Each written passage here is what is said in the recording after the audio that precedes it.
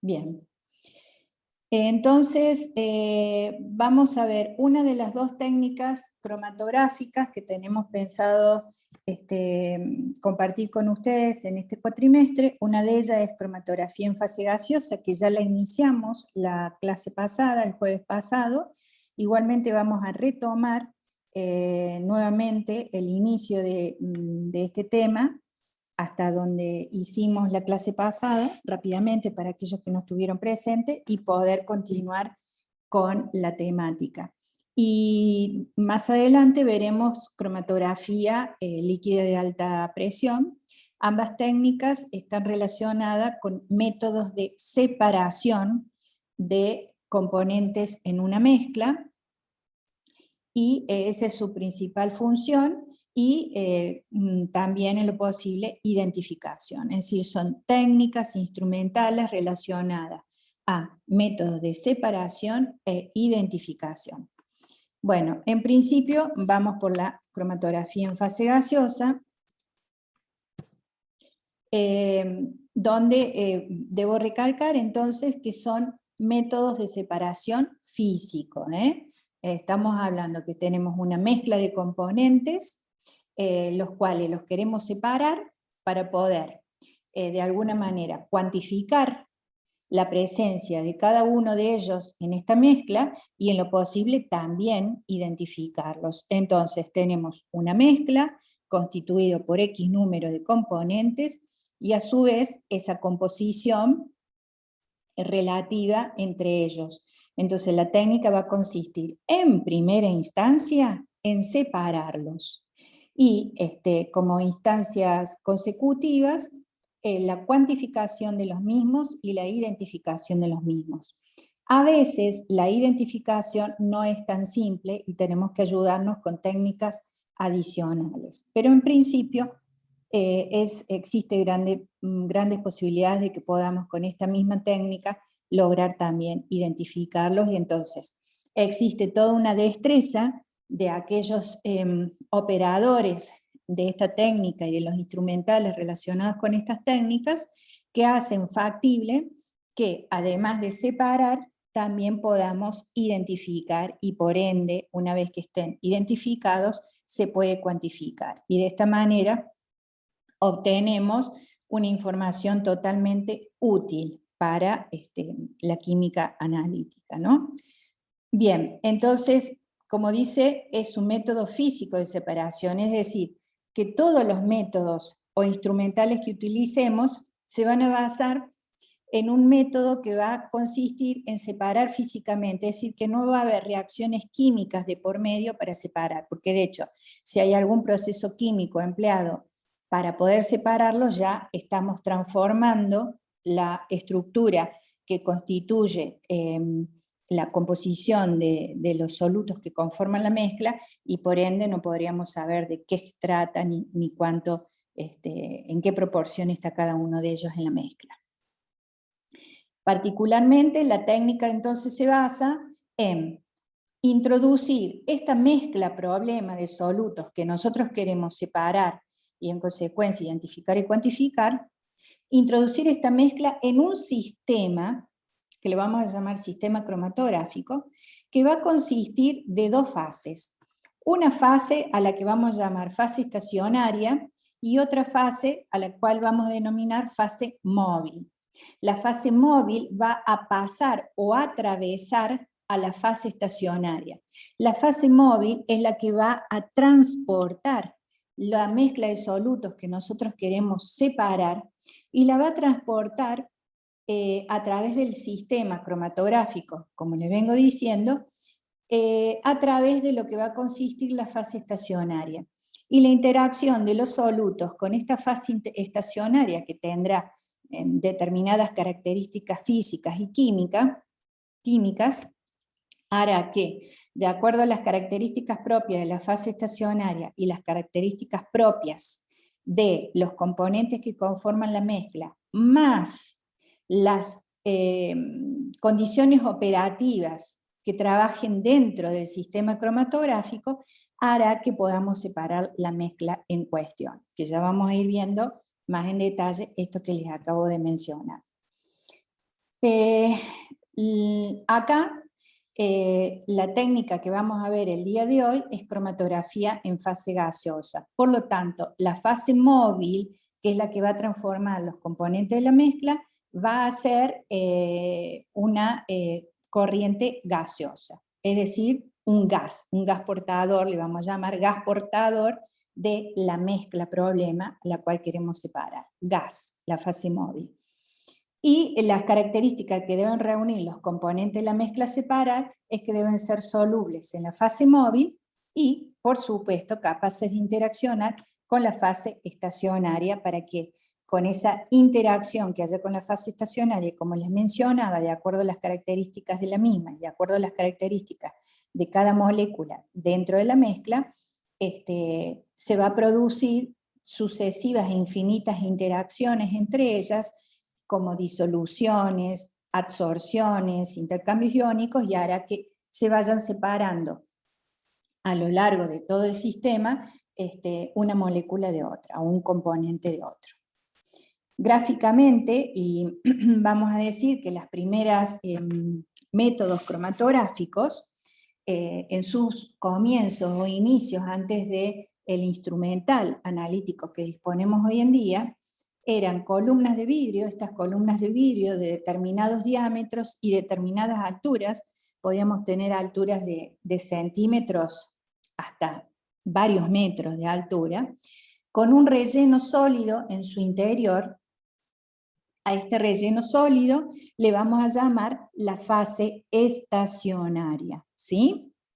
Bueno, por un extremo, supongamos el extremo superior, introducimos la mezcla problema que queremos separar. Supongamos que son estos circulitos rojos de distintos tamaños, supongamos que los tamaños indican distintos tipos de moléculas, y una solución que los va a arrastrar a través del interior de la columna, a través de la fase estacionaria. En este caso, la fase móvil sería la fase portadora de la mezcla problema, sería líquida, ¿no? Esa fue la cromatografía que surgió en los orígenes del inicio de la técnica. La fase móvil era líquida en sus principios. Hoy también, después que veamos esta técnica, vamos a ver la otra técnica donde la fase móvil es líquida, pero hoy vamos a ver cuando la fase móvil es gaseosa.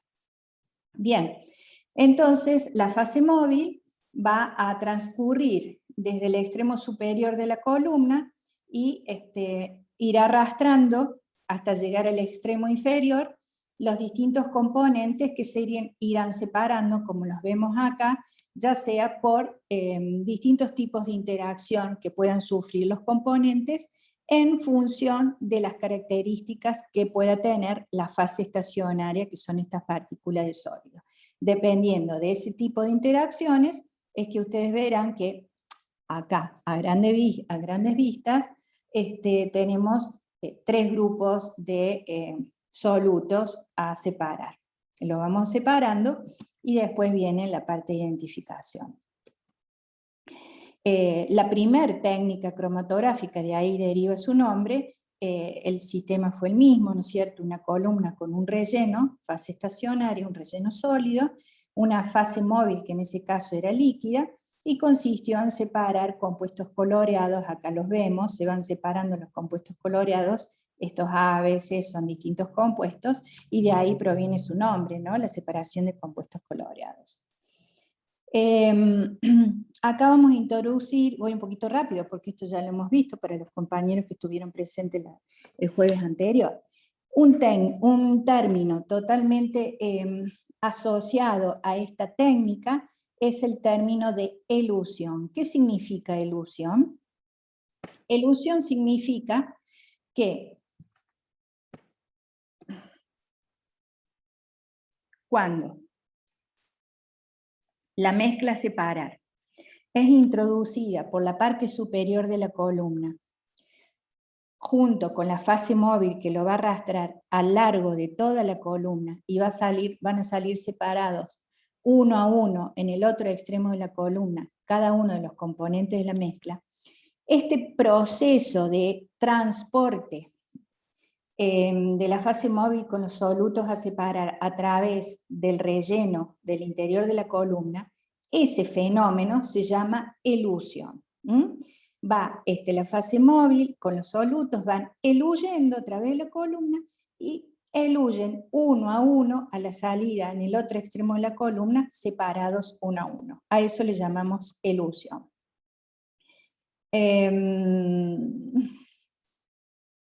Bien. Esta es otra imagen más sobre el proceso de intercambio, pero vamos a ver por ejemplo. Acá vamos a ver que la cromatografía de gases tenemos una subclasificación. Vamos a tener cromatografía gas líquido y cromatografía gas sólido. O sea, dentro de la cromatografía gaseosa, donde la fase móvil es un gas, a su vez vamos a tener una subclasificación, a una que le vamos a llamar gas líquido y a otra que le vamos a llamar gas sólido. ¿Cuáles son las características que tenemos los gases que van a ser quienes actúen como fase móvil, gases portadores, los que van a llevar la muestra del problema a lo largo de toda la columna y se pondrán en contacto con la fase estacionaria. Los compuestos a separar pueden ser líquidos, pueden ser gaseosos también, o pueden ser sólidos que disueltos en algún solvente. Es decir, pueden ser entonces gaseosos, líquidos o sólidos que sean capaces de ser disueltos en algún tipo de solventes. Los compuestos que vayamos a separar tienen que ser estables a las temperaturas de trabajo en el cual va a estar el equipo en el cual los vamos a introducir. El equipo al cual lo vamos a introducir se llama cromatógrafo. Estable, ¿qué quiere decir? El cromatógrafo tiene distintos componentes, los cuales estarán a distintas temperaturas, que ya lo vamos a ver. Que sean estables a la temperatura de trabajo significa que no se tienen que descomponer por las temperaturas a las cuales vamos a encontrar en el cromatógrafo. Porque si se descomponen, lo que vamos a separar, medir, cuantificar o ver, no va a ser la mezcla de origen que queremos separar. Bien. Estos son entonces los dos métodos que vamos a encontrar o su clasificación en la cromatografía en fase gaseosa. La que dijimos, gas sólido, consiste que el relleno de la fase estacionaria, las partículas del sólido, como yo les habíamos visto en la primera filmina o en la segunda, son partículas de sólido, estas grisecitas, por ejemplo, partículas de sólido con cierto grado de actividad en su superficie. Ya conocemos lo que es el término de actividad cuando vimos los materiales catalíticos en la primera unidad, ¿no? Es decir, estamos hablando de sólidos que no son inertes. Al hablar de sólidos que no son inertes, quiere decir que encontramos en su superficie, en la superficie de las partículas, cierto grado de actividad, que en este caso cromatográfico no debería ser tan fuerte, sino que generen absorciones físicas de tipo muy débiles, de tipo Van der Waals, suaves, digamos, pero que sean capaces de interaccionar con las moléculas que vienen en la fase gas transportadas por la fase móvil gaseosa, ¿no? Entonces esas moléculas interaccionan por infinitas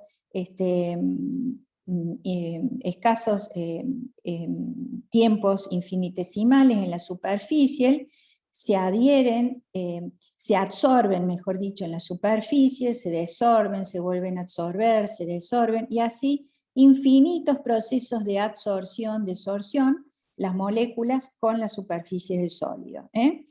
Mientras el gas portador sigue circulando dentro de la columna de manera unidireccional desde el inicio de la columna, de un extremo hasta el otro extremo por donde sale el gas portador y saldrán eluidos cada uno de los mezclas de los componentes de la mezcla.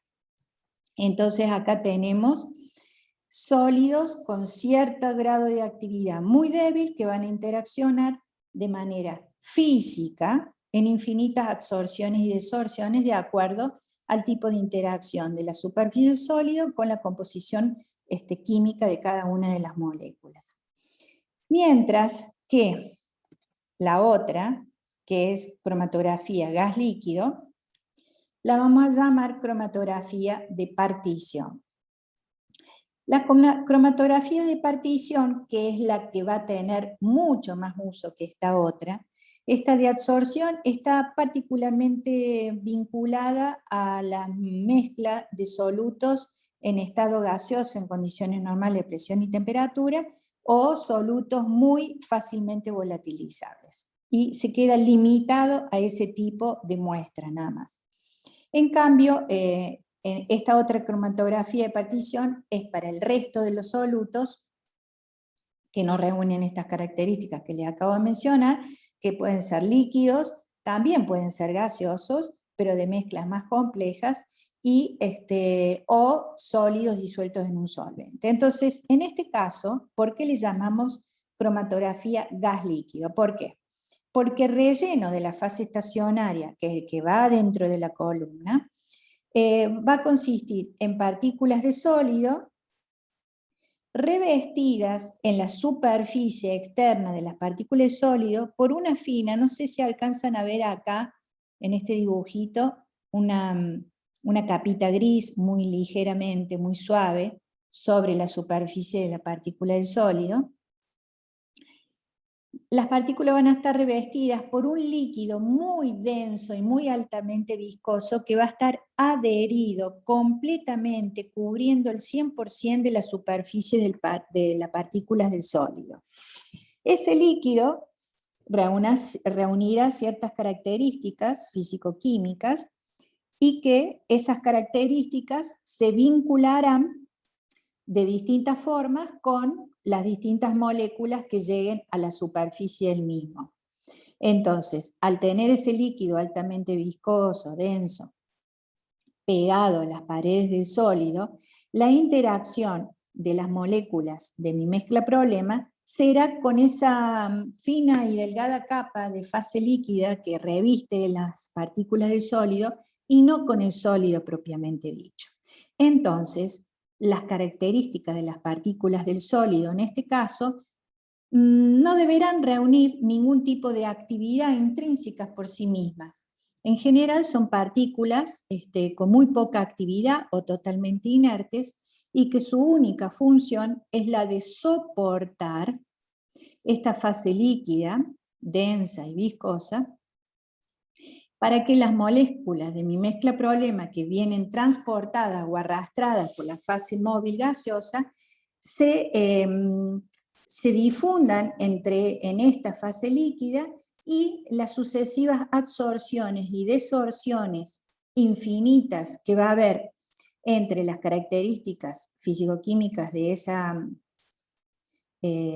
fase líquida y las características químicas de cada molécula, más el tiempo de permanencia en contacto con las partículas a lo largo de toda la columna mientras las arrastra la fase gaseosa, hará que cada molécula o sustancia permanezca más o menos adherida al relleno de la columna y otras menos tiempo, algunas más tiempo, otras menos tiempo, por este tipo de interacción más fuerte o menos fuerte, y bueno, y así es como se produce la separación de cada sustancia dentro del relleno de la columna. ¿Vamos bien hasta acá? Sí, profe. Sí, profe. Bueno. Acá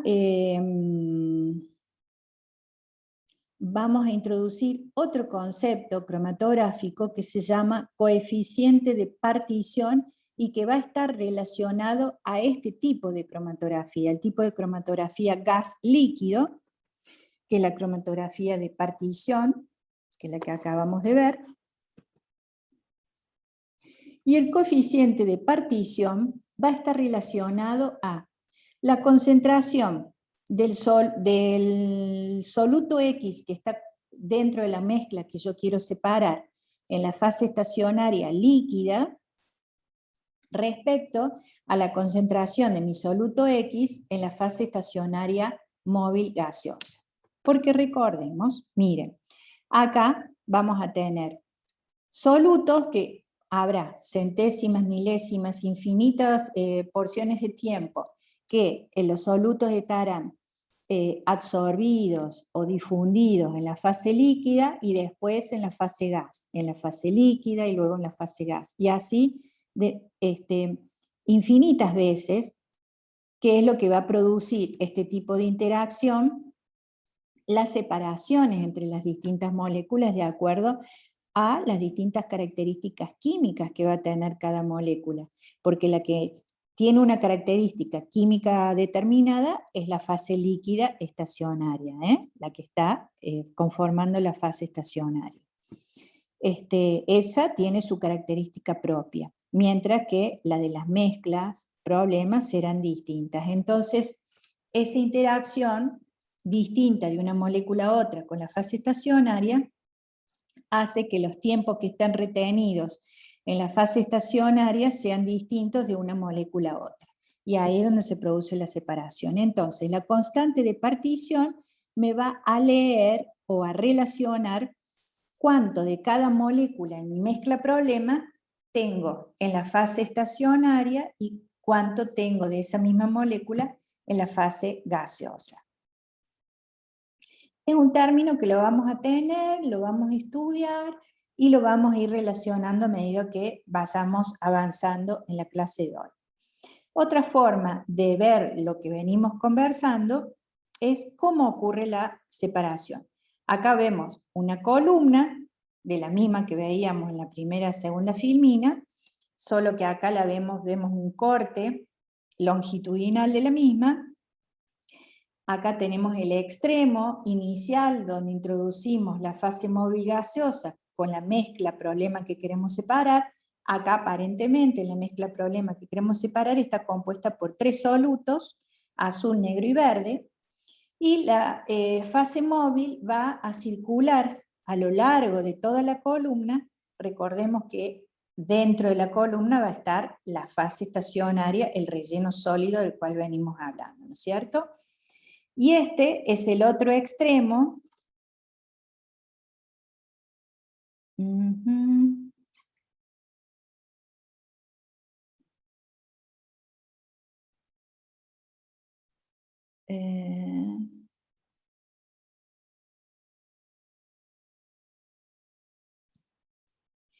Y este es el otro extremo donde eluirán los compuestos de mi mezcla separados uno a uno. Saldrán separados primero, como vemos, a medida que transcurre el tiempo que la fase móvil arrastra la mezcla dentro de la columna, se van separando poco a poco, miren acá, se van separando poco a poco, por lo tanto, a la salida de la columna, primero, ¿quién eluirá de la columna, de acuerdo a lo que vemos en este dibujo?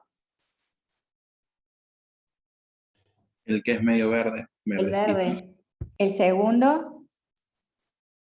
El negro. El negro. Y el último. El azul. El celeste. ¿Qué significa el último? ¿Qué significa al salir el último? ¿Qué pasa ahí? ¿Qué podemos decir entonces? ¿Por qué sale el último? Porque tiene más afinidad con la fase estacionaria. Perfecto, muy bien. Tiene más afinidad con la fase estacionaria, entonces se siente más cómodo, quedándose más tiempo interaccionando con la fase estacionaria. ¿Eso qué nos dice a nosotros? Que al tener más afinidad y más cómodo con la fase estacionaria, va a quedar más tiempo retenido adentro de la columna. Y en cambio, el verde, el que menos afinidad tendrá con la fase estacionaria, permanecerá más tiempo en la fase gaseosa móvil, por lo tanto será el primero que eluye de la columna, y así sucesivamente. Bien, Esta es una tablita que la vamos a ver cuando veamos la otra técnica cromatográfica. De técnicas cromatográficas, solamente el recuadro superior es lo que vamos a ver hoy. La cromatografía de gases o cromatografía en fase gaseosa. Tenemos, como venimos viendo, la gas líquida y la gas sólida. La fase estacionaria en la gas líquido, como ya venimos escuchando, tenemos que es un líquido absorbido o unido a una superficie de partículas de sólido. En cambio, la gas sólido solamente son las partículas de sólido únicamente. A esta última la vamos a llamar de adsorción, es decir, se va a producir una interacción, adsorción de tipo física, entre los sorbatos y la superficie de las partículas de sólido, mientras que este otro caso, que es la que más usada es, le vamos a llamar de partición o reparto, que, donde las moléculas van a estar constantemente interaccionando en infinitas situaciones de equilibrio entre la fase gaseosa y la fase líquida. Este es el equipo cromatográfico que se utiliza en esta técnica. Dijimos que la fase móvil es gaseosa. Entonces tendremos la fase móvil almacenada en algún recipiente adecuado, normalmente son cilindros para gases. Estos gases son gases especiales de uso cromatográfico, con determinado grado de pureza, deshidratados y por supuesto más caros que otros tipos de gases. A ver, los gases más comúnmente utilizados para las técnicas cromatográficas son oxígeno, nitrógeno, helio, argón, y los tenemos que comprar con calidad cromatográfica. Tienen que ser bien deshidratados, con alto grado de pureza. Entonces están almacenados en estos cilindros. Acá en la cabeza del cilindro tenemos un medidor de presión, un regulador de presión, con lo cual dejaremos salir un determinado caudal de este cilindro, y acá en este recuadro grande que tenemos, vamos a imaginarnos que es el cromatógrafo, que es el instrumento que vamos a tener en el laboratorio, y con suerte ustedes lo van a ver, esto está en el CITQ. Ustedes saben que Sol y yo trabajamos en el CITQ. Este es el instrumento donde va a suceder todo lo que vamos a estudiar en estas clases. Entonces el gas portador, que es la fase móvil, ingresa al cromatógrafo por una cámara, que es la primer cámara de ingreso o acceso al cromatógrafo, que le vamos a llamar cámara de inyección o inyector. Esta cámara es pequeñita, como la verán en relación al resto del equipo. Es una cámara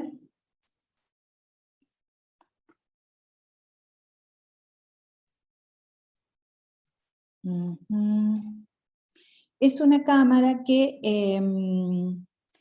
está, como les digo, pequeña y está calefaccionada. Esta cámara tiene su propia calefacción. Tiene, por supuesto, un controlador de temperatura. Sabemos a qué temperatura. Normalmente son temperaturas bastante altas, entre 250, entre 200 y 300 grados. Temperaturas que deberán cumplir este requisito. El requisito de vaporizar las muestras que inyectemos en el cromatógrafo. Es decir, a la cámara de inyección va a ingresar, por un lado, el gas portador gaseoso. El gas portador. Y por otro lado, va a inyectar la muestra problema que queremos separar. Acá se produce la mezcla entre el gas portador, la fase móvil, y la mezcla problema que queremos separar. Y en este recinto, al estar a esas temperaturas elevadas, la mezcla problema, si no era en estado gaseoso, al inyectarla, acá en este recinto, esa temperatura, se tiene que terminar de vaporizar. para transformarse en estado gaseoso y poder ser arrastrado por la fase móvil gaseosa. Como ya les dije, uno de los requisitos que tienen que cumplir los componentes de la mezcla problema es que no se deben descomponer a la temperatura de trabajo. ¿Qué significa temperatura de trabajo del inyector? En primera instancia, porque ya vamos a ver otras temperaturas de trabajo también en el equipo. Porque si se descomponen con las temperaturas de trabajo, ya no estamos ni separando ni identificando la composición de la mezcla original, que es el objetivo de la técnica. ¿Estamos? Entonces se vaporiza la mezcla problema, que ya dijimos puede ser, ya que venga en estado gaseoso de por sí solo, en estado líquido se vaporiza, o un sólido disuelto en un solvente que también se va a vaporizar acá. Viene el gas portador y los arrastra a esa mezcla y los lleva a la columna cromatográfica. Mire acá cómo ya tenemos la columna cromatográfica, ya no es esa columna de vidrio que veíamos recta en la segunda filmina. Acá ya tenemos una columna enrollada adentro de un módulo que vamos a llamar horno. Esta columna es la que va a tener en su interior el relleno sólido, las partículas del sólido, que puede ser el sólido puro o el sólido revestido con la fase móvil líquida. ¿Sí? ¿Vamos bien hasta ahí? Sí. Bueno. ¿Por qué está enrollado esto? Porque el horno del cromatógrafo tiene un recinto pequeño.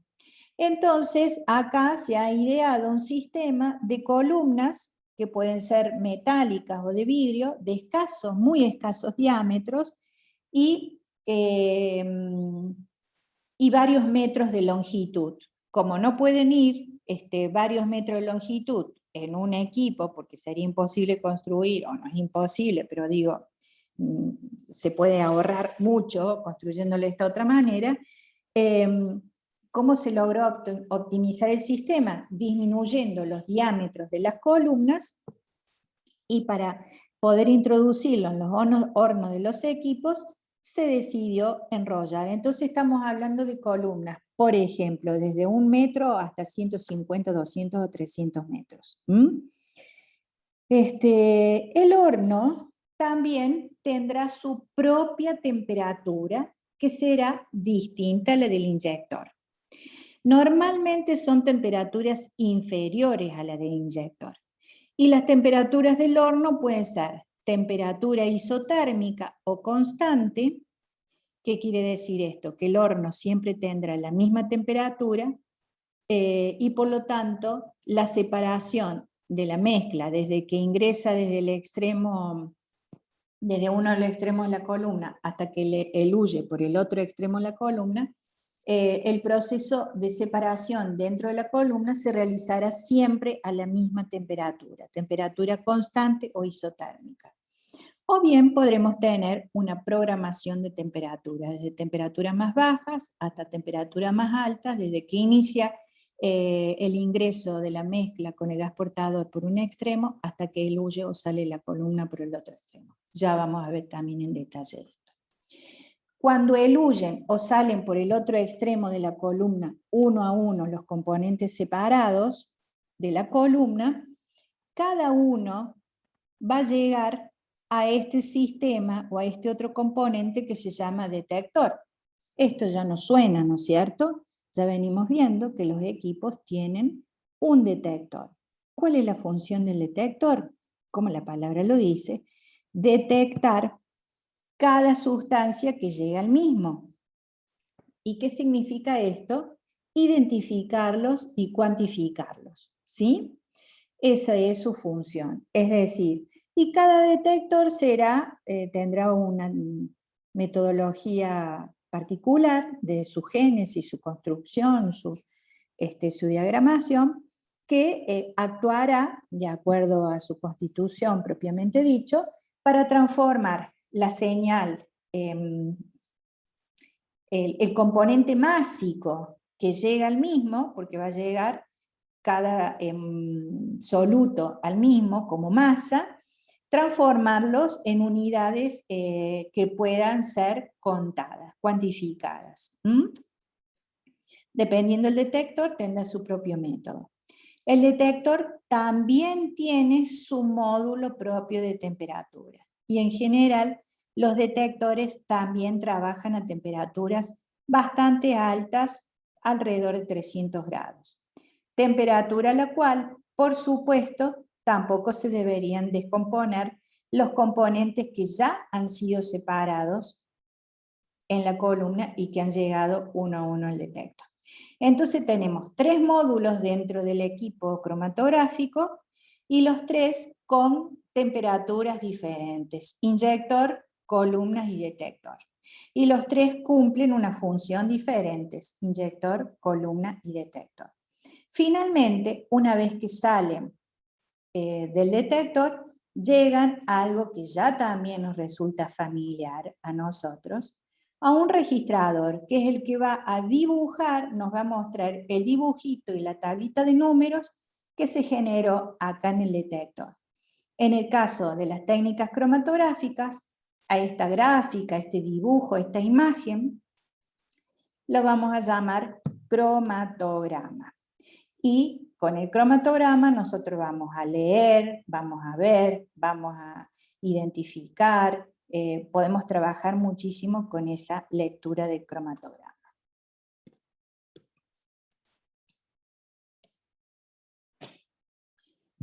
Acá vamos a ver entonces fotos de equipos cromatográficos, fíjense, esta es una mesada de laboratorio común y corriente, y este es un cromatógrafo, para que vean que el tamaño no es nada del otro mundo. Mire, arriba hay botellas, ¿no? En realidad son garrafitas pequeñitas, pero bueno, para que veamos, acá tenemos recipientes de reactivos químicos, es decir, para que tengamos en cuenta que el tamaño, acá hay un monitor antiguo, acá tenemos otro monitor antiguo, pero los tamaños de los cromatógrafos son bastante adecuados, que van arriba de una mesa, un escritorio, una mesada. Acá adentro tenemos el inyector, donde ingresa la muestra, este es el horno, acá adentro donde va la columna, y en algún extremo tendremos el detector por donde salen los compuestos separados. Nuevamente tenemos el esquema del cual les vengo comentando, el gas portador o fase móvil transportadora. Se introduce la muestra, la fase móvil arrastra la muestra a través de la columna que está en el horno, llegan una a una al detector y acá se recogen los datos para dibujarnos el cromatograma. Nuevamente lo Profe, mismo. Sí. yo tengo una duda. En el primer esquema, ¿por qué tenemos un divisor de flujo de la fase móvil al principio? No lo explico, y la clase pasada creo que tampoco. Sí, excelente, has prestado muy bien atención. Acá divisor de flujo. Lo vamos a ver luego, porque este divisor de flujo, hay 2 grandes familias de columnas cromatográficas. A una gran familia la vamos a llamar columnas de relleno, y otra gran familia la vamos a llamar columnas capilares. Cuando estemos trabajando con columnas capilares, vamos a necesitar un divisor de flujo, y ya lo vamos a ver en ese momento, ¿sí? Pero muy observador, vos, te felicito. Acá tenemos lo mismo, entrada de gas portador, acá tenemos el inyector, que tiene su propia temperatura, el puerto de inyección es donde inyectamos la muestra problema, horno, columna, detector y cromatograma. Este es un cromatograma. ¿Qué vamos a ver en el cromatograma? Lo que le decimos picos en la jerga cromatográfica. Esto quiere decir que mi mezcla problema estaba constituida por 3 componentes. 3 componentes. Y al atravesar el sistema cromatográfico en esa columna y en esas condiciones de operación, es decir, de caudal de fase móvil, temperatura de horno, etcétera, etcétera, logramos separar la mezcla problema y obtuvimos 3 compuestos que la constituían. Este cromatograma me indica eso. Acá tenemos un cromatograma ya más real. Fíjense, tenemos 11 picos. Miren la diferencia de picos, es decir, la diferencia de...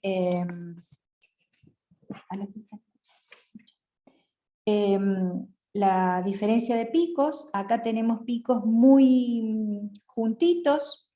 A esta conformación de cromatograma, cuando tenemos picos muy juntitos, pegaditos, podemos decir que están solapados algunos de estos picos. Son todos términos cromatográficos, ya lo vamos a ir desarrollando también. Y a medida, acá sería el inicio del cromatograma. Miren, acá en las abscisas tenemos el tiempo. ¿Este qué tiempo sería? ¿Qué les parece a ustedes que sería en este tiempo?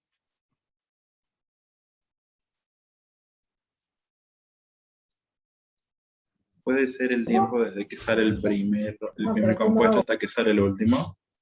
Sí. ¿Cuál sería el último compuesto acá? El 11. Muy bien, muy bien. Entonces acá tenemos el inicio del cromatograma y el tiempo en que transcurren el huir todos los 11 compuestos desde el inicio de la inyección hasta el último que salió el huido de la columna. Al principio, este grupo que sale al principio, más o menos los 7 primeros, ¿qué les dice a ustedes estos 7 primeros? Miremos acá la listita.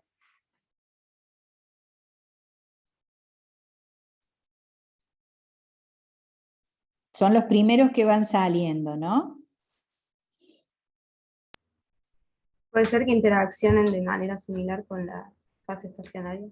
Claro. Y respecto a estos otros, este grupo de 7 respecto a estos otros, ¿cómo será la interacción con la fase estacionaria?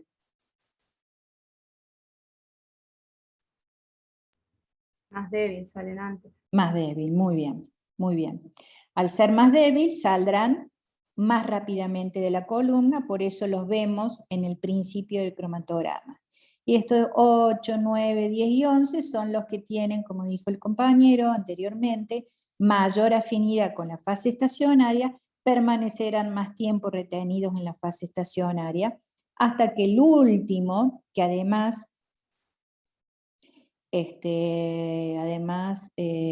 hasta que el último logramos que él huya de la columna a este tiempo, que es el mayor tiempo. Ahora bien, les voy adelantando, yo les voy a ir tirando, así como alguien preguntó sobre el divisor de flujo, solamente, y ya lo vamos a ir desglosando a medida que avancemos, yo solamente les voy a ir diciendo que este grupito de los primeros 4, o en todo caso, sí, de los primeros 4, por ahí podemos tener cierto grado de dificultad para identificarlos, porque están muy pegaditos. Para que tengamos una buena cromatografía, un buen cromatograma, ¿qué significa tener un buen cromatograma? Lograr que los solutos estén bien separados unos de otros. Estén bien separados unos de otros, que tengamos estos triangulitos lo mejor dibujados posible, porque el equipo, ¿cómo trabaja para cuantificar? Midiendo el área que hay debajo de este triángulo, midiendo el área que hay debajo de cada uno de los picos. Esa es la manera de cuantificar en esta técnica. Entonces, si los tenemos muy pegaditos, ya vamos a ver otros dibujos, por ahí podemos tener superposición, como vemos acá, por ejemplo, de un compuesto con otro, y quizás no sea tan conveniente a la hora de cuantificar. En las ordenadas estamos viendo altura, ¿no? Altura. Y de alguna manera nos estaría indicando, de alguna manera, no es directamente, pero sí podemos ir esbozando, entre altura y área de picos, nos puede dar una idea aproximada de concentración de cada uno de estos solutos en esta mezcla problema. Entonces tenemos en ordenadas tiempos en que cada soluto eluye de la columna, en esa columna que tendrá un relleno determinado, una longitud determinada, un diámetro determinado, que tendrá una temperatura de horno determinada, y que tendrá un caudal de gas portador o fase móvil determinada. Mínimamente, más otra serie de variables, pero mínimamente esas variables van a hacer que esta separación sea de esta manera. Podemos cambiar esta separación, podemos mejorar la separación acá, podemos mejorar esta, que no sea tan largo el tiempo de análisis, y acortar estos espacios muertos que tenemos sin perjudicar la separación de un pico a otro para no perder tanto tiempo en un análisis. Podemos hacer muchas cosas que ya la vamos a ir viendo. ¿Qué más podemos decir? Ya vamos a ir viendo más. Acá tenemos otro cromatograma y vamos a introducir un concepto y un término que es típico de la cromatografía. Y es tiempo de retención. El tiempo de retención, miren, acá tenemos el cromatograma dibujado al revés que el anterior. El tiempo cero es el momento en que se inyecta la muestra problema, donde la muestra problema ingresa a la columna, arrastrada por la fase móvil gaseosa. Este es el tiempo cero. Por lo tanto, el tiempo en este cromatograma avanza hacia allá. Es el tiempo que transcurre la muestra en el huir de esa columna. Acá tenemos el soluto que huyó de la columna, y fíjense que el máximo de este pico, como el máximo de cada uno de estos picos, me va a dar el tiempo en que demoró cada soluto desde el inicio de la cabeza de la columna, es decir, desde el extremo donde se inyecta la mezcla con el gas portador, en salir fluido. Este tiempo le vamos a llamar tiempo de retención, que es el tiempo en que que lleva en el huir o salir el huido de la columna, este soluto desde que es inyectado hasta que sale y llega al detector. Tiempo de retención, y se mide acá, en el extremo superior del pico, acá donde tenemos este punto de inflexión, en este triángulo, ese punto de inflexión.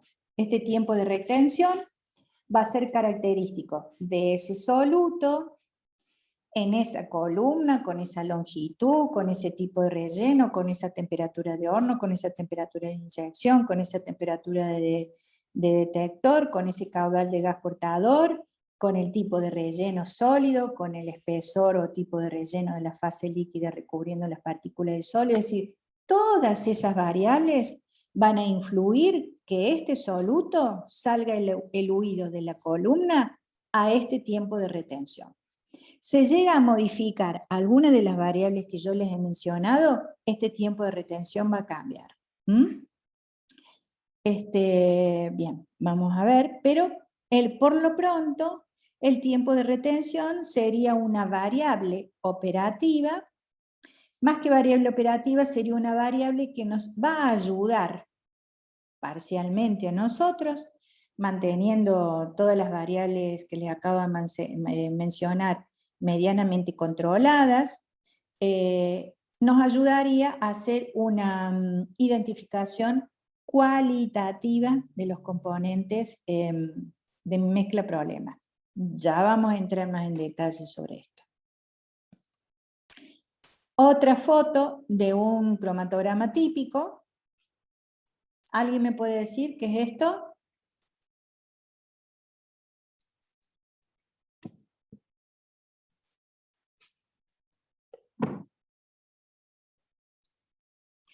Este es un cromatograma de 1, 2, 3, 4.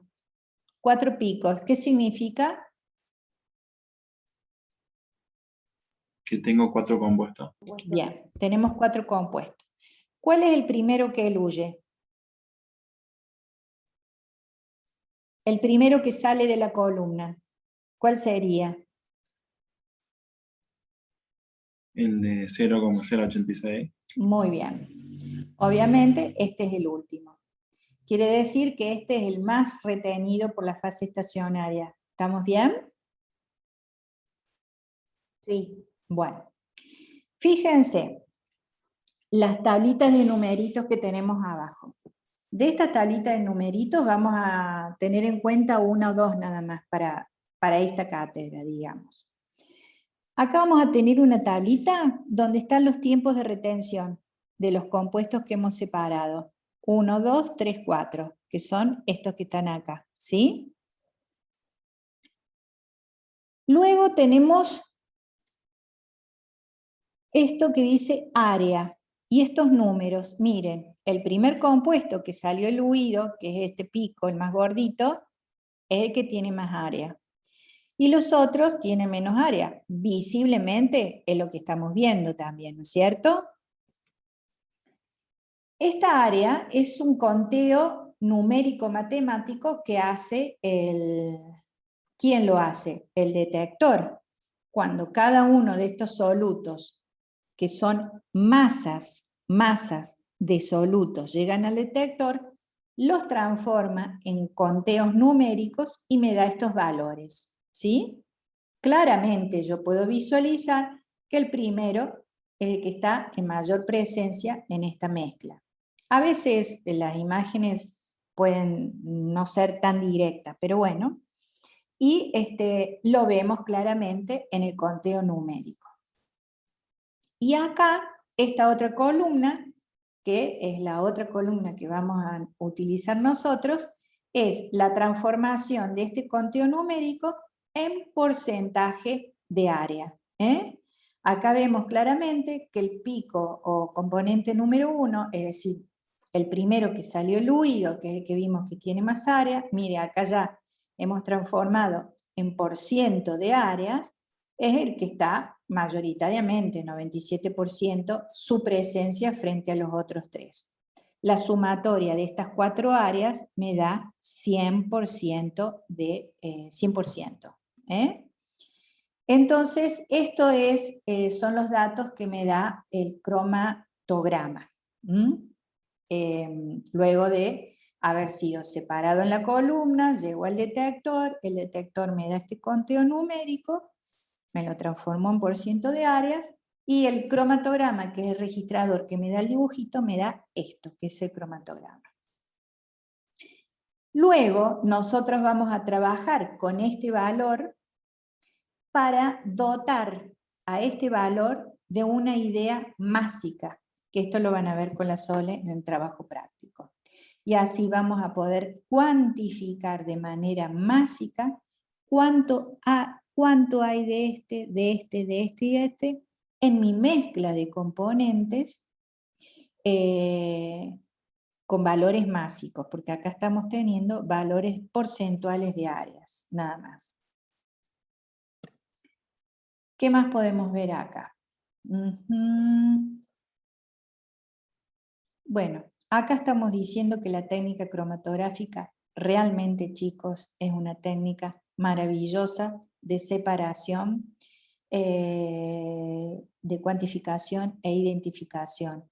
Es rápida, por supuesto que necesita su estudio y su manejo adecuado, pero realmente es muy interesante la técnica y ofrece muchísimas ventajas.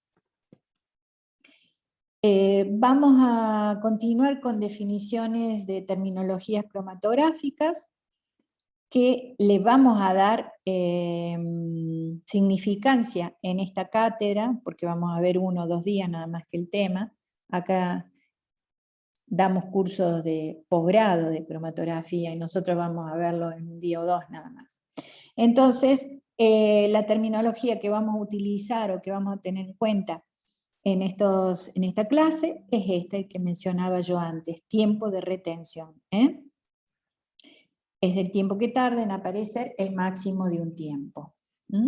Es el tiempo que tarda un compuesto en salir de la columna. Eso es suficiente para nosotros.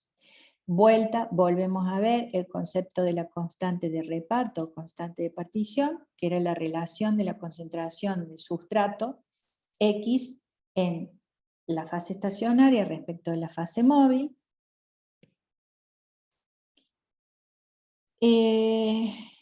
Acá vamos a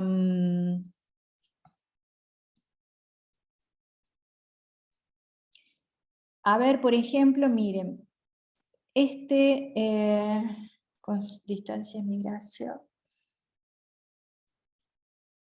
Por ejemplo, miren, acá tenemos una mezcla de 2 componentes, el verde y el rojo.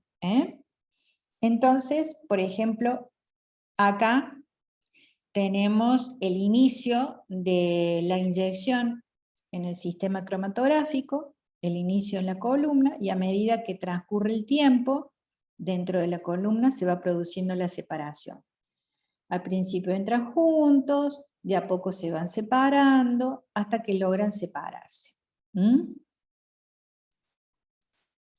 ¿Cuál es el primero que eluye acá, en esta figura?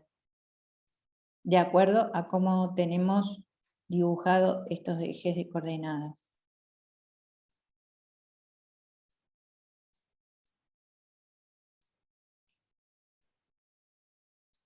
¿El A?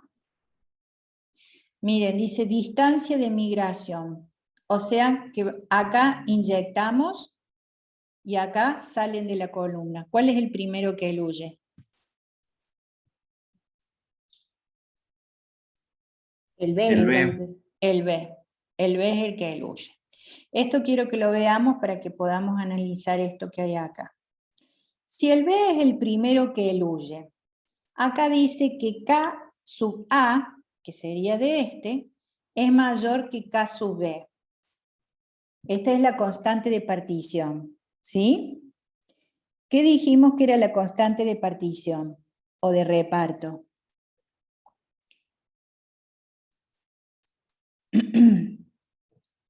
La concentración en la fase estacionaria sobre la concentración en la fase móvil.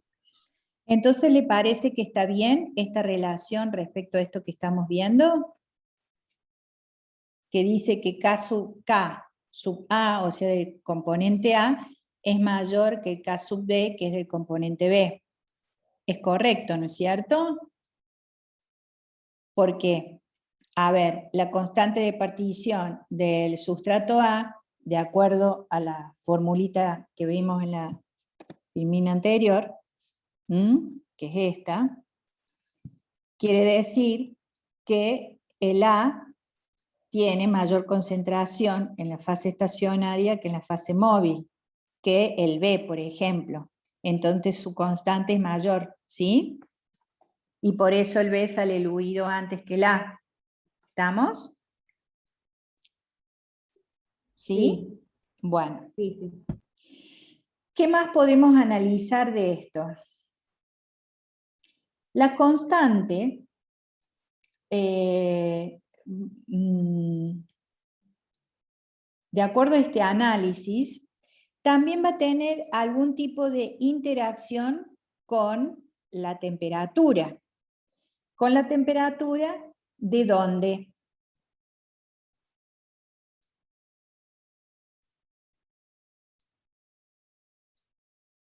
Puede ser la de la columna, o sea, el horno vendría a ser. Del horno, muy bien, porque es en el horno donde se produce la separación, ¿sí? Entonces, a ver. La constante acá dice, depende de la temperatura. La constante será alta cuando el soluto es retenido en la fase estacionaria. Lo acabamos de ver. La constante para el soluto A es más alta que la constante para el soluto B. Quiere decir, por eso, que el A es más retenido en la fase estacionaria de acuerdo a la formulación de la constante de partición, por eso es más retenido. Bien. ¿De qué manera influiría la temperatura en la constante de partición? La temperatura del horno. A ver, supongamos que yo tengo una temperatura determinada en el horno. Si yo aumento la temperatura del horno, ¿qué estoy favoreciendo al aumentar la temperatura del horno?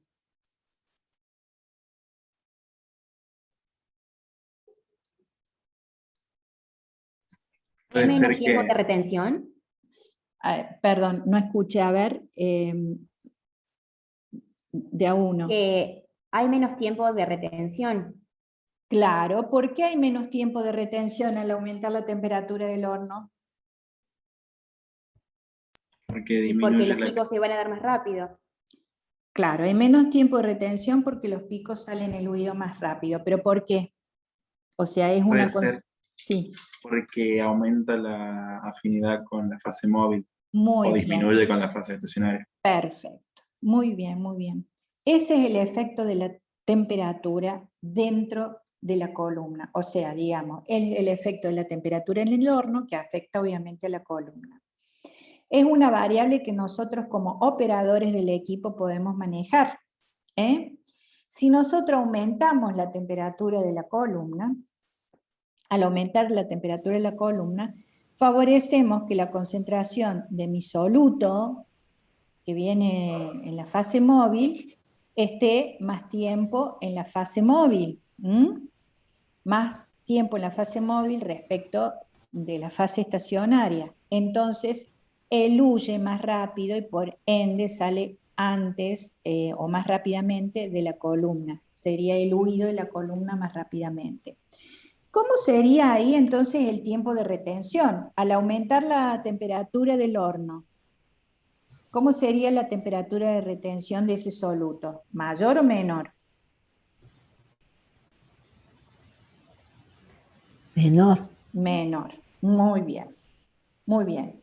Esto que acabamos de hacer es un ejercicio de análisis cromatográfico de manejo de variables operativas en el sistema. ¿Qué más? ¿Es igual a 0?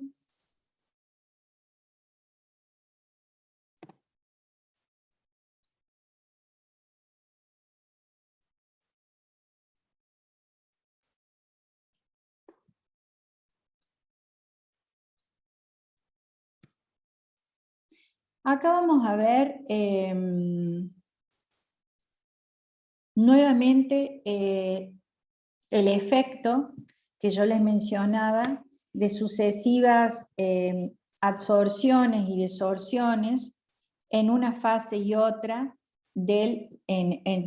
adentro de la columna de lo que es el concepto de separación cromatográfica. Donde dijimos, supongamos, podríamos visualizar el interior de la columna cromatográfica como el interior de una columna de destilación. Es decir, en una columna de destilación tenemos X números de platos teóricos, ¿no? En cada plato teórico se produce un cuasi equilibrio entre la fase vapor y la fase líquida de los componentes que vamos a ir separando en la columna de destilación, ¿sí? Bueno, ese fenómeno lo podemos imaginar dentro de la columna cromatográfica. X número de platitos teóricos dentro de la columna cromatográfica, donde tenemos sucesivas interacciones de absorciones y desorciones en fase vapor o gaseosas y respecto a la interacción de las moléculas con la fase móvil o gaseosa y de la interacción de la molécula con la fase líquida, esta fase líquida que reviste las partículas del sólido, ¿no? Y así tendremos muchos platitos teóricos dentro o a lo largo de nuestra columna, donde se van a ir sucediendo todas estas situaciones de cuasi equilibrio, donde tenemos sucesivas absorciones y disorciones en fase líquida, en fase vapor o gaseosa, que harán que cada uno de mis solutos van a ir separándose entre sí a lo largo de la columna, arrastrados por la fase gaseosa del gas portador. Nuevamente el concepto de la constante de reparto, acá también la llaman de distribución, constante de reparto, constante de partición, constante de distribución, toda terminología para describir la misma constante. Cuando el soluto tiene afinidad por la fase estacionaria, tendremos mayor tiempo de retención, y si no, si el soluto tiene mayor afinidad por la fase móvil, tendrá mayor volatilidad, mayor tiempo en la fase móvil. Acá vamos a ver en este cuadrito nuevas variables que vamos a analizar, que van a entrar en juego en la técnica cromatográfica. Vamos a analizar lo siguiente: variación del tiempo de retención con el porcentaje de fase líquida. ¿Fase líquida qué era, chicos? La fase estacionaria. La fase estacionaria que reviste las partículitas del sólido del relleno de la columna, ¿sí? Bien, tenemos 5 cromatogramas de ejemplo. En todas tenemos la misma mezcla de solutos, una mezcla conformada por 2 solutos, el 1 y el 2. ¿Qué más tenemos igual? La temperatura del horno. En todos los cromatogramas es la misma temperatura del horno, 50 grados centígrados, pero lo que varía es que tenemos 5 columnas diferentes. ¿Pero en qué diferentes? Tenemos la misma longitud de la columna, el mismo material de la columna, y el mismo tipo de relleno sólido, con el mismo tipo de fase líquida que recubre las partículas del sólido. Lo que varía es el porcentaje de recubrimiento de la fase líquida a las partículitas del sólido. Por ejemplo, en esta primer columna tenemos que la fase líquida que recubre partículas del sólido, del relleno de la fase estacionaria, constituye el 1% de todo el relleno de la columna. En este caso, la fase líquida constituye el 5% de todo el relleno de del relleno de la columna. En este caso, el 10, 20 y 30%. A medida que aumentamos el porcentaje de la fase líquida que recubre las partículas sólidas de mi relleno, quiere decir que estamos aumentando el espesor de esa fase líquida que recubre las partículas de mi relleno. ¿Me siguen hasta acá? ¿Se entiende esto? Sí, profe. Bueno. Fíjense lo que ocurre. Acá donde está marcada la flechita, me dice inyección. Quiere decir que este es el inicio del cromatograma. Para allá avanzamos en tiempo cromatográfico. Ven mi curso, ¿no es cierto? Acá inyectamos la mezcla problema que va a ser arrastrada por la fase móvil. Y para allá avanza el tiempo de elución dentro de la columna. Hasta que salen los solutos separados por el otro extremo de la columna, llegan al detector, el detector los contabilizó y vio 2 picos. La que tiene el 1% me dio esto, el 2, el 5, el 10, el 20 y el 30. ¿Qué vemos acá entonces? Todas las otras variables son iguales entonces. Lo único que cambio es el porcentaje de la fase líquida. Es decir, que de acá para allá tenemos mayor espesor de fase líquida recubriendo las partículas del sólido. ¿Qué me pueden decir? ¿Cómo podemos analizar esto?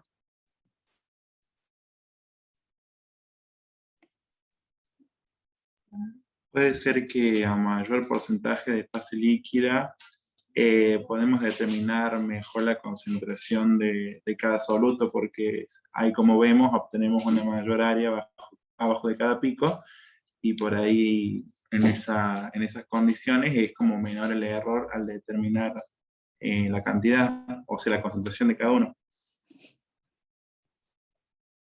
Algo así.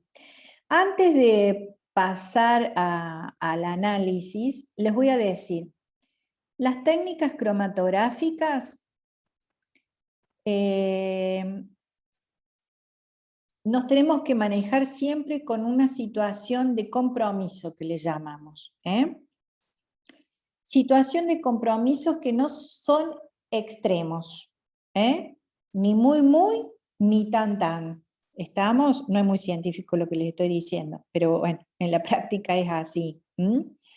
Es decir, por ahí no está, porque va a depender todas las variables que entran en juego en el sistema cromatográfico, desde las características de la muestra, de las características de los componentes, de los distintos componentes de la mezcla problema, de la columna, del relleno, de la fase líquida, del relleno de las partículas del sólido, de la longitud de la columna, del diámetro de la columna, de la temperatura del horno, del tipo de temperatura dentro del horno, del caudal, del tipo de gas, de la fase estacionaria, del caudal de la, el tipo de gas de la fase móvil, el caudal de la fase móvil, bueno, y otras variables más. Todas estas variables influyen en la separación. El operador del equipo debe tener destreza para poder manipular el equipo y lograr buenas separaciones. Pero es importante que podamos vislumbrar esto. A ver, en este caso, con estas muestras en particular, pero en general sucede que si el espesor de la fase es muy finito, ¿qué vamos a tener? Vamos a tener un cromatograma relativamente corto, muy rápido en el tiempo. Ustedes verán, los solutos son eluidos muy rápidamente luego de la inyección, como vemos acá, pero no están perfectamente separados. Ustedes ven que este valle acá, esta separación entre los 2 picos, el 1 y el 2, no llega a la línea de base. Esto le llamamos línea de base, ¿sí? Al no llegar esta separación o valle a la línea de base, el equipo no puede hacer un conteo exacto de triangulación del pico 1 y del pico 2. Por lo tanto, no tenemos una cuantificación correcta en este cromatograma. A medida que vamos aumentando la fase líquida, como ustedes verán, vamos aumentando el tiempo de retención de los solutos. Miren, vamos teniendo solutos que son retenidos por más tiempo a lo largo de la columna. Entonces, en primer lugar, podríamos decir, estamos gastando más tiempo en el análisis, los análisis son más lerdos, vamos a hacer en el mismo número de horas de trabajo, menos ensayos. A veces se busca que el ensayo dure menos tiempo para poder hacer más muestras, pasar más muestras. Pero bueno, por ahí tampoco podemos minimizar mucho los tiempos porque no logramos buenas separaciones. Picos como estos, que son tan retenidos en las columnas, ustedes verán que se hacen más anchos. Si bien podemos decir que la triangulación puede ser mejor para su cuantificación, hay picos que son más deseados para la triangulación y cuantificación como estos. Tenemos buena separación porque los valles llegan a la línea de base. Podemos cuantificar con una buena triangulación acá. Acá estamos teniendo, cada vez que los picos se hacen más gordos y más chatos, no es buena la cuantificación, porque acá en estos extremos se hace más complicada la cuantificación en los extremos de los picos más chatos como estos. Hay que buscar que los picos sean más triangulares, más finos, pero siempre con una buena separación entre ellos. Entonces, hay que tener una situación de compromiso de acuerdo a la muestra que tengamos y de acuerdo al tipo de columna que dispongamos, porque tampoco podemos tener tantas columnas, no sé, de acuerdo a la plata que tenga el lugar donde estemos. Son carísimas las columnas, son todas columnas en dólares, en euros, entre 1.500 a 3.000, 4.000, 5.000 cada columna. Entonces, si bien tenemos una grandísima variedad de fases líquidas en el mercado, bueno, dependerá qué tipo de laboratorio tenemos, qué tipo de muestras analizamos y todo eso, y tendremos un stock de columnas de acuerdo al trabajo que haga ese laboratorio, ¿no?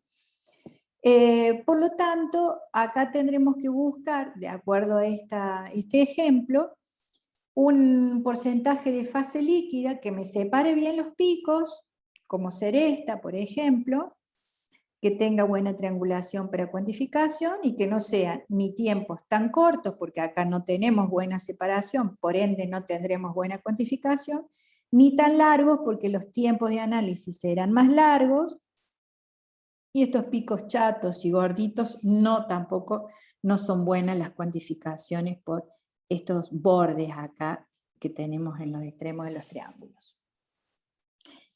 Pero, ¿qué significa esto? ¿Por qué tenemos los picos más anchos y chatos cuando tenemos mayor porcentaje de fase líquida? A ver, ¿cómo lo podemos analizar el proceso físico-químico, físico que se da ahí adentro?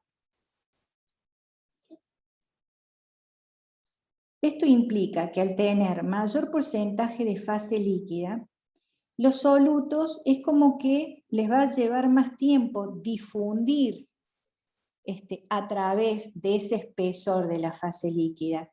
Y eso hace entonces que se encuentren más retenidos o que estén más tiempo retenidos en la fase líquida, porque les va a costar, una vez que ingresaron a la fase líquida, este proceso que yo les digo de absorción y desorción, infinitas absorciones y desorciones en esos hipotéticos platos teóricos que tendremos adentro de la columna, no, le va a llevar más tiempo a los solutos, por decir nadar o difundir, de un espesor más ancho de fase líquida y poder desprenderse de esa fase líquida a la fase gaseosa y volver y salir y volver y salir. Entonces, de ahí a que los tiempos de retención sean más largos o más prolongados que menores espesores de fase líquidas, porque los solutos van a estar más retenidos en la fase líquida porque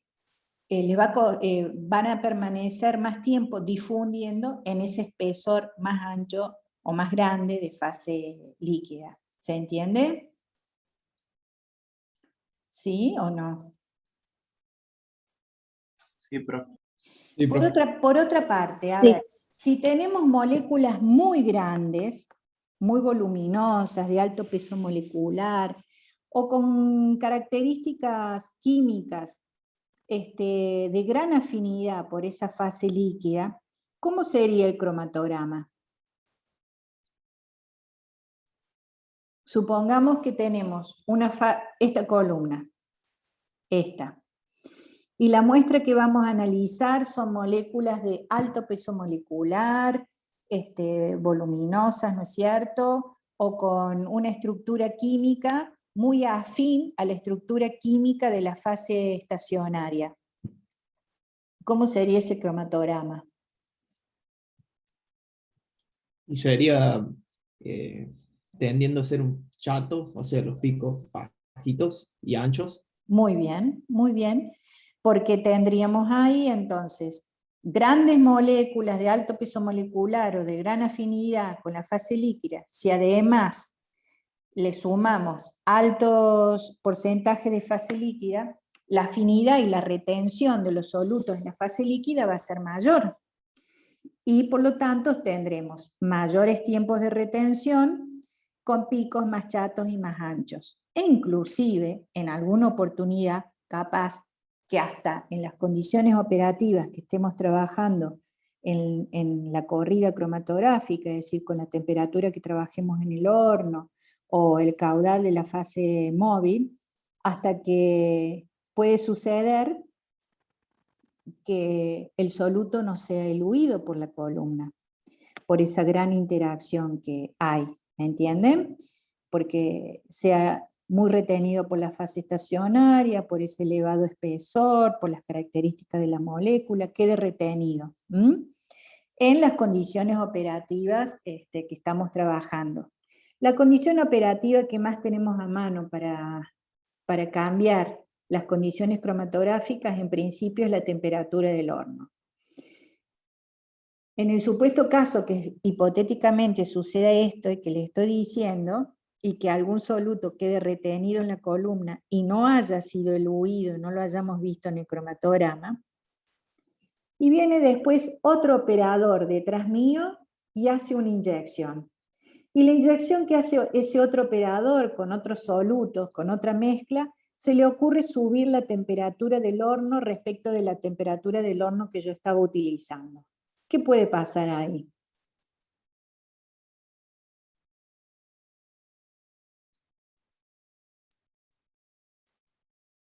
Puede suceder, en ese caso, que el segundo operador que inyectó su mezcla problema distinta a la mezcla problema mía, el operador número 1, al aumentar la temperatura del horno para la corrida que él venía a hacer con su propia mezcla, de pronto aparezca algún pico que no le va a pertenecer a su mezcla y que puede ser el pico que quedó retenido de la corrida del operador 1, pero al aumentar la temperatura del horno, recién salió eluido en la corrida del operador 2.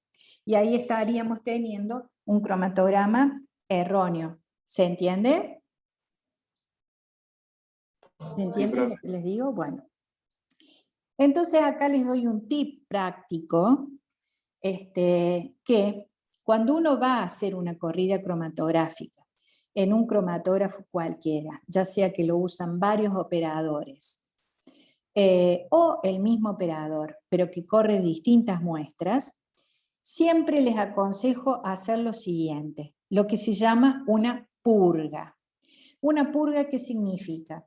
Hacer una corrida cromatográfica en las condiciones operativas que va a trabajar luego el operador con la mezcla problema, separar, pero sin mezcla problema, sin inyectar la mezcla problema. Hacer la corrida con el caudal de gas portador, la temperatura del horno que vamos a usar, todo lo demás, a modo de limpiar la columna por si quedó algo de inyecciones anteriores. ¿Se entiende esto? Cosa que cuando nosotros inyectemos nuestra muestra problema, no vayamos a tener en nuestro cromatograma algo que quedó de algún operador anterior, ¿sí?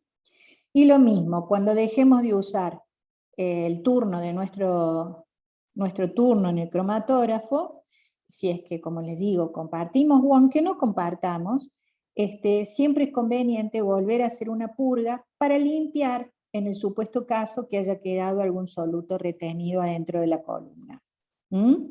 No podemos correr el riesgo de que queden solutos de mezclas anteriores retenidos en la columna y que puedan aparecer en mezclas futuras porque hayamos cambiado las condiciones operativas. Y ahí nos está contaminando el cromatograma o la muestra. ¿Estamos?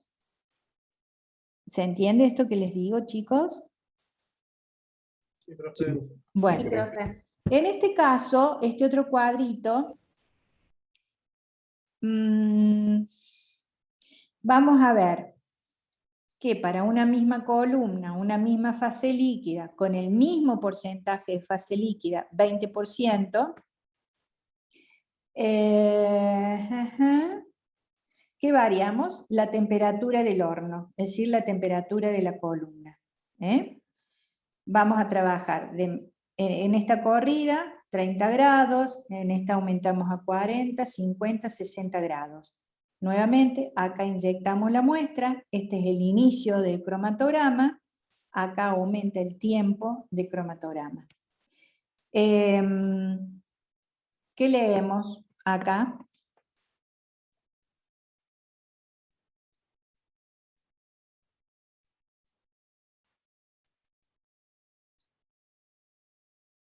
Y vemos que el tiempo se reduce cuando aumentamos la temperatura. Muy bien. Ese es el principal efecto de aumentar la temperatura en el horno, que es un efecto directo sobre la columna, pues la columna está dentro del horno, y por ende es un efecto directo en la separación de los componentes de mi mezcla, que ya lo vimos analizado en la constante de partición. ¿Recuerdan? Aumentamos la temperatura del horno, aumenta la temperatura en la columna. ¿Qué favorecemos? Que los solutos estén más tiempo en fase gas que en fase estacionaria. Por lo tanto, van a salir más rápido de la columna, eluyen más rápido, los tiempos de retención son más cortos.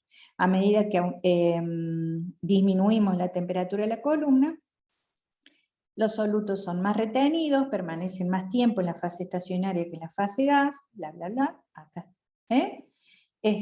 Hasta que, si son temperaturas muy bajitas, volvemos a tener este efecto, ahora por efecto de temperatura.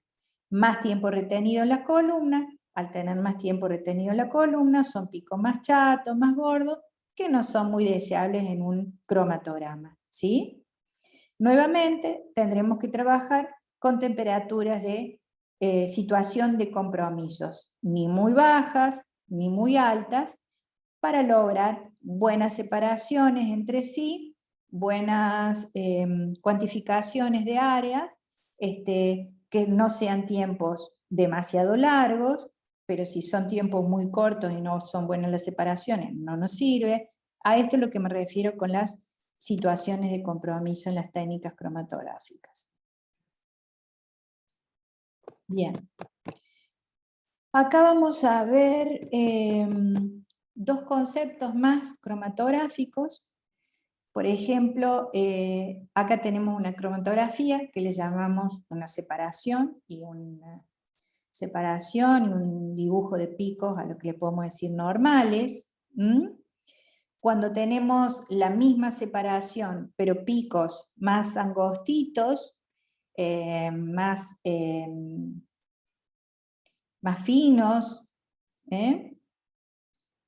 más estilizados, podríamos decir, este efecto donde no cambia la separación entre los picos, pero sí cambia la forma del pico, esto, que es un pico más estilizado, y el triángulo es mejor para la cuantificación. Recordemos que estos bordecitos no son tan deseables, entonces acá tenemos más una forma de mejor triángulo todavía. Cuando tenemos un cromatograma de este tipo, le vamos a llamar eficiencia de columna. Vamos a hablar de eficiencia de columna con picos lindos y bien dibujados. A eso lo vamos a asociar como que esa columna tiene mayor número de platos teóricos hipotéticos dentro de la misma. Entonces, cuando nosotros trabajamos con una columna que tiene un gran número de platos teóricos en la misma, pero no quiere decir que sean platos teóricos, sino que funciona como si tuviera un gran número de platos teóricos, porque va a depender de las condiciones operativas también. Quiere decir que estamos teniendo muy buenas triangulaciones, y eso nos favorece a una mejor cuantificación de cada pico. Y acá el otro concepto es eficiencia de solvente. Eficiencia de solvente quiere decir que tenemos mayor separación entre distintos componentes. Acá está dibujado de esta manera para que podamos entender el concepto. Acá vamos a decir que esta separación tiene mayor eficiencia solvente respecto de esta, simplemente porque están más separados uno de otros. Pero esta separación es muy buena porque miren todo lo que hay de un sustrato a otro que permite perfectamente la separación. Esto está simplemente para identificarnos a qué llamamos eficiencia solvente. Se trata que hay mayor distancia entre un pico y otro, y eficiencia de columna, mejor dibujo de los picos. Acá van a trabajar en un trabajo práctico de laboratorio, de console, de resolución de problemas, y luego si podemos en laboratorio también. Van a calcular la eficiencia de la columna, y van a trabajar con esto, así que ténganlo presente a este cuadrito.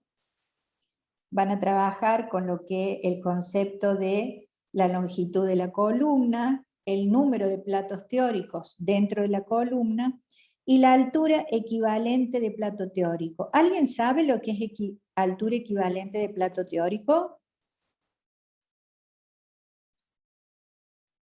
¿Han visto destilación, columna de destilación?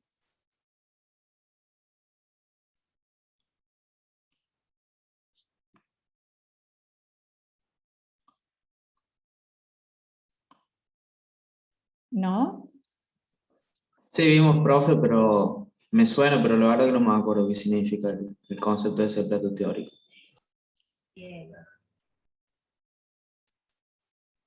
A ver, una columna de destilación, digamos, tenemos un balón en la parte inferior. Ese balón tiene un líquido con distintos componentes que queremos separar. Ese balón está en un sistema que lo va a calefaccionar. Y ese balón estará conectado a la columna de destilación vertical, que en su interior la columna, que normalmente es de vidrio, o puede ser metálica, pero bueno, en el laboratorio seguramente será de vidrio, si es que han hecho algún trabajo práctico, tendrán platos teóricos, en donde en cada plato teórico se sucederán distintos estadios de equilibrio entre los distintos componentes de la mezcla que estaban en el balón, que se van calentando, y de acuerdo a los puntos de ebullición de cada uno de los mismos, van a ir vaporizándose, y en cada plato teórico habrá situaciones de equilibrio entre líquido y fase gas, o fase vapor, mejor dicho. Entonces, dijimos que cada columna, cuanto más platos teóricos, mucho mejor va a ser la separación. Y para que tengamos más platos teóricos dentro de una misma longitud de columna, ¿a qué debemos apuntar? Que la altura de cada uno de esos platos teóricos sea lo más pequeñita posible, para que en la misma longitud de la columna me entre mayor número de platos teóricos. ¿Se entiende esto? O sea, para la misma longitud de columna, es decir, yo quiero tener eficiencia en mi columna. Dijimos que tener eficiencia de la columna es lograr los picos rojos respecto de los picos verdes. Mejor dibujo o triangulación de mis picos, para lograr mejor cuantificación. Ante una misma longitud de columna, yo voy a pretender que mi columna tenga el mayor número de platos teóricos, porque el concepto de platos teóricos es sucesivos situaciones de pseudoequilibrio entre fase vapor y fase líquida o estacionaria. ¿Mm? Y cuanto más n tenga yo dentro de mi longitud, mi L longitud de columna, mientras más n o número de platos teóricos, mejor voy a obtener este cromatograma. Para tener mayor n, yo voy a necesitar que la alturita de esos platos teóricos sea cada una lo menor posible para que en la misma longitud de columna me entre un mayor n. Entonces, yo voy a trabajar con las condiciones operativas de mi sistema cromatográfico para lograr este efecto, y que ese efecto me produzca un cromatograma como este. Un cromatograma lindo, con picos lindos, para tener buena cuantificación. Este es un trabajo práctico que vamos a hacer tanto en la resolución de problemas como en el laboratorio. Pero bueno, acá, ¿qué es lo que yo le quiero decir? ¿Qué es lo que quiero que ya tengan internalizado y familiarizado? El concepto de eficacia o eficiencia de columna. Significa que una columna será más eficiente cuando tenga, además de una buena separación, una buena triangulación. Y eso me va a indicar que tiene un alto número de platos teóricos. Esta es la relación que me la ecuación que me relaciona, la fórmula que me relaciona el número de platos teóricos con la altura y la longitud de la columna. Para una longitud de columna, yo voy a tener, para tener mayor número de platos teóricos en esa longitud de columna, que esos platos teóricos tengan la menor altura posible que me permita tener más n en esa longitud de columna. Y así obtengo esto. Eso se logra trabajando con las variables operativas del sistema. Pero bueno, aparte de eso, chicos, es más fácil de lo que estamos pensando o conversando. Es decir, en el trabajo cotidiano del operador cromatográfico, esto es mucho más sencillo. Y vamos a introducir el término de resolución cromatográfica cuando logremos mejorar esto. Acá, en esta separación, no tenemos buena separación, ¿ven? El valle entre estos dos picos, que se llama así, no llega acá a la línea de base. Entonces estamos incurriendo en error acá en la cuantificación. Lo que nosotros queremos hacer es que estos dos picos se separen unos de otros, el valle llegue a la línea de base y así tengo buena triangulación. Ahí vamos a hablar de resolución de una columna.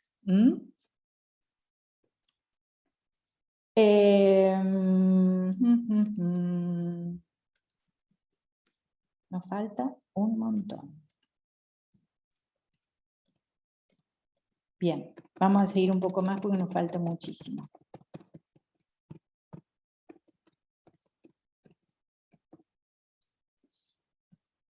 Gases portadores pueden ser, como les mencioné antes, nitrógeno, helio, nitrógeno, mezclas de gases, todo estado, calidad cromatográfica.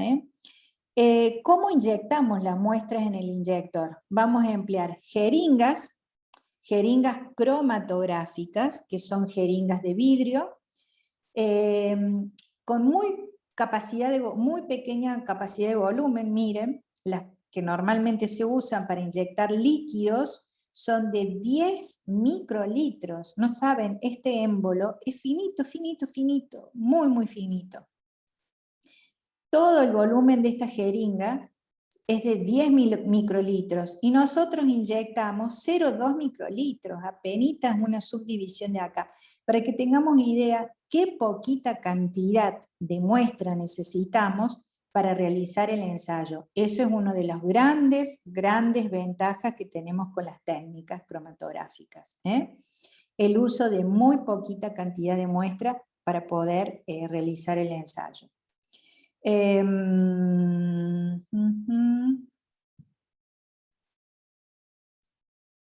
Miren, acá hay jeringas de un microlitro, 5 microlitros, 10 microlitros. Las que nosotros usamos son de 10 microlitros.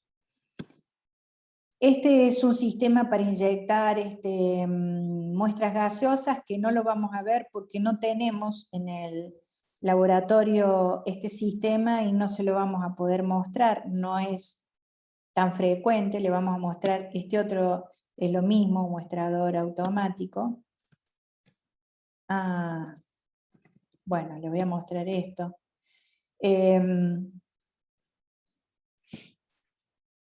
Líquidos entonces, esta jeringa. En el caso que querramos trabajar con muestras gaseosas, como les dije, podemos emplear este sistema que es válvula de muestreo para muestras gaseosas.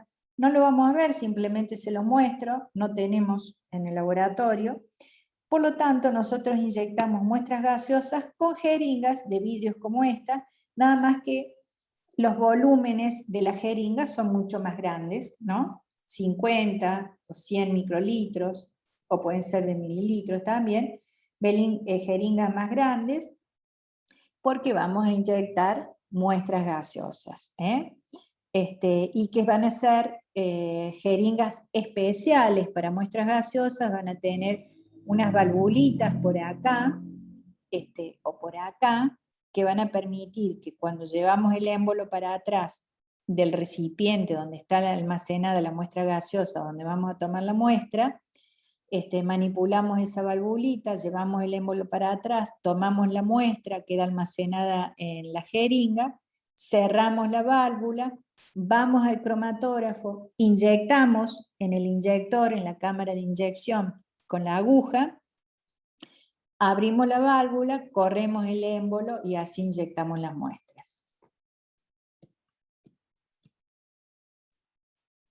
Bien. Acá vamos a empezar a ver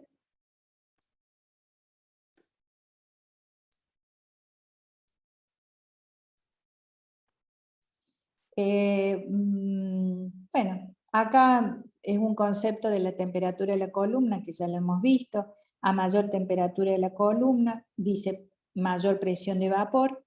Esto significa que los solutos van a estar mayor tiempo migrando en la fase gaseosa y por lo tanto la velocidad de elusión será más rápida, menores tiempos de retención, ¿no? Esto ya lo habíamos conversado. Acá vamos a ver las dos grandes familias de columnas que les había mencionado anteriormente. Tenemos columnas a las que le vamos a llamar columnas empaquetadas o de relleno,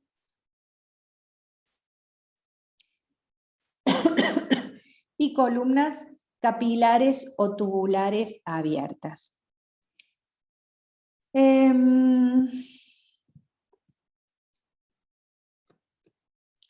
Las columnas empaquetadas van a ser más cortas, que pueden ser de tubos metálicos, de cobre, de acero inoxidable, de vidrio, de cuarzo.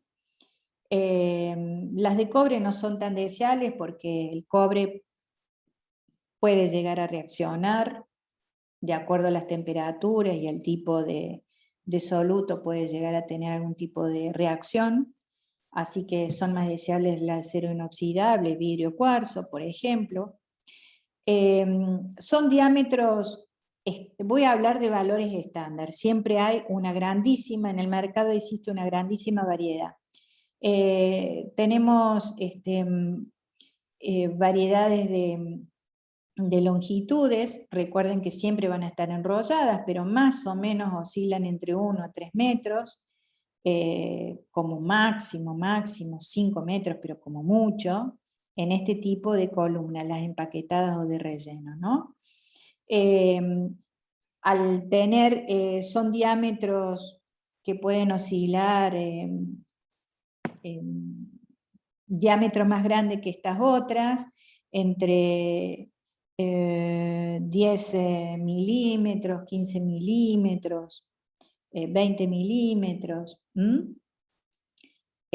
Por lo tanto, van a tener mayor cantidad de relleno en su interior, ¿no? Relleno o fase estacionaria.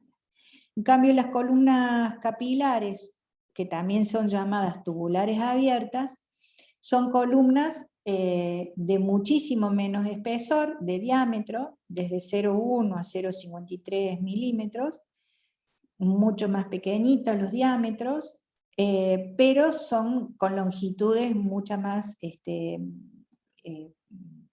más largas, que oscilan, digamos, las estándar entre 25 y 30 metros, pero podemos tener columnas capilares de 150 metros o más.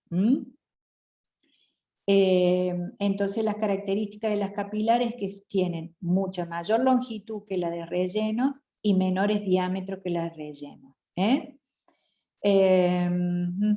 Las que más se usan hoy en día, ya la tecnología de del instrumental viene preparado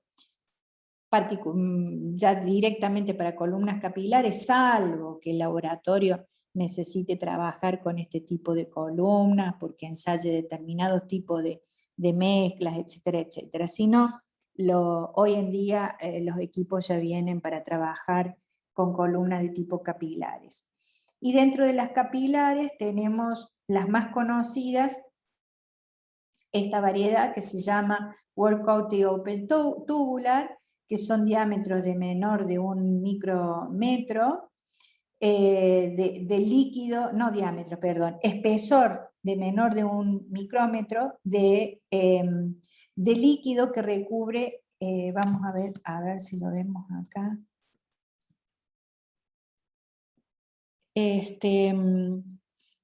Por ejemplo, esta columna capilar es un corte transversal de la columna. Acá tenemos, este es el diámetro de la columna, y el relleno, miren, este es el diámetro de la columna, como les dije, que oscila entre 0,1 a 0,54 milímetros, el diámetro, re chiquitito. Al tener lo más usual y lo más estándar en estas columnas, es que el relleno va a ser en el interior de las paredes del tubo,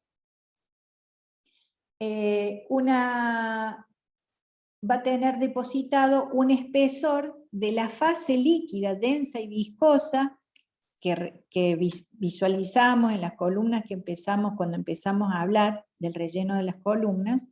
Esa fase líquida que recubría las partículas sólidas del relleno y que formaban la fase estacionaria, acá, en este tipo de columna que se llama wash coat, no vamos a tener relleno de fase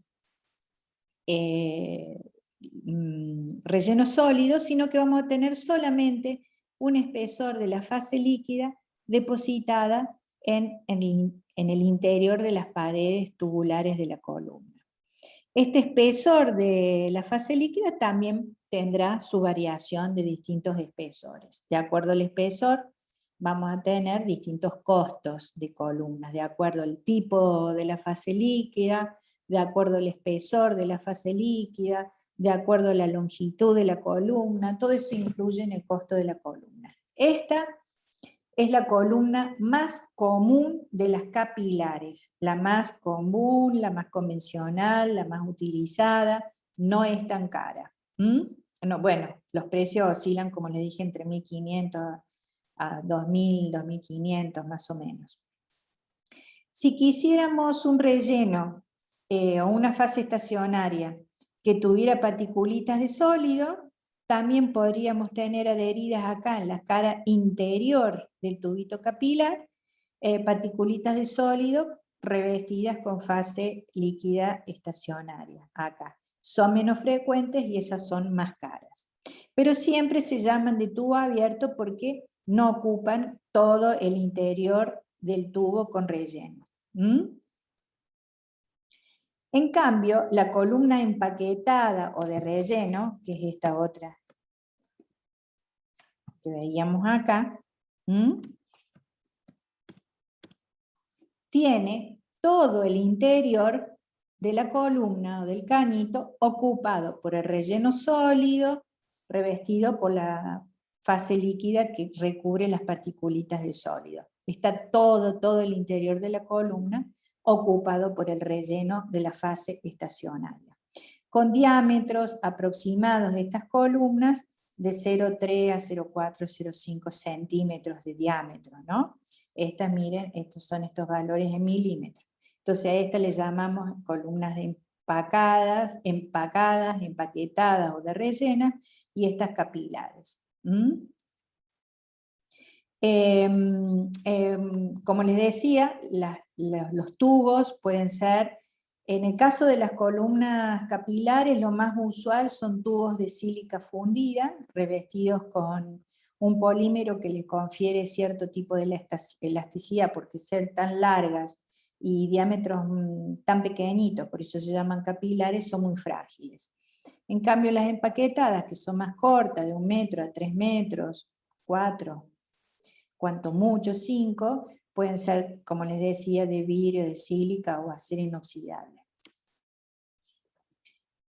Vamos a ver algunas fotos. A ver, bueno, acá también les doy lo que venimos conversando.